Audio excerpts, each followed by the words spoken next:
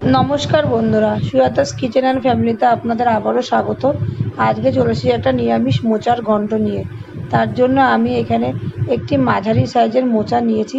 মোচাগুলোকে ভালো করে পরিষ্কার করে ধুয়ে কেটে নিয়েছি। তারপর মোচাগুলোকে প্রেশার কুকারে দিয়ে একটা সিটি দিয়ে নেব। এই জন্য মোচা জল আর হলুদ দিয়ে প্রেশার কুকারে বসিয়ে দিলাম। একটা সিটি দেওয়া হয়ে গেছে, এবার নামিয়ে দিয়েছি। এইদিকে আমি কড়াইতে দিয়ে দিয়েছি সর্ষের তেল। তেল গরম হয়েছে, এর মধ্যে দিয়ে দিলাম গোটা গরম মশলা, গোটা জিরে। ফোড়নটা চড়বড় করে এসেছে। এরপর আমি এর মধ্যে দিয়ে দেবো আগের থেকে কেটে রাখা আলুগুলোকে দিয়ে একটু ভাজা ভাজা করে নেব।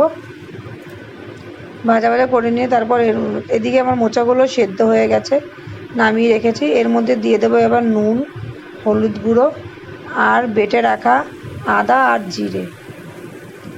এগুলোকে দিয়ে আমি ভালো করে নাড়িয়ে নেব, যাতে মশলা থেকে কাঁচা গন্ধ চলে যায়। দেখুন, মশলা থেকে কাঁচা গন্ধ চলে গেছে আর তেল ছেড়ে এসেছে মশলাটা থেকে।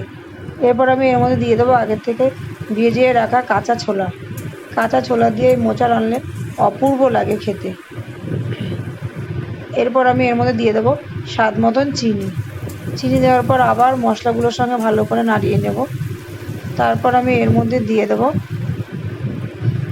আগের থেকে সেদ্ধ করে রাখা মোচা দিয়ে আবার আমি এগুলো মশলাগুলোর সাথে ভালো করে মিশিয়ে নেব, যাতে সমস্ত মশলাগুলো মোচার মধ্যে ঢোকে।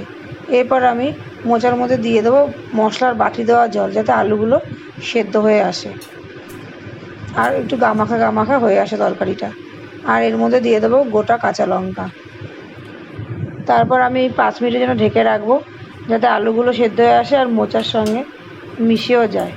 রেডি হয়ে গেছে আমার মোচা ঘন্ট।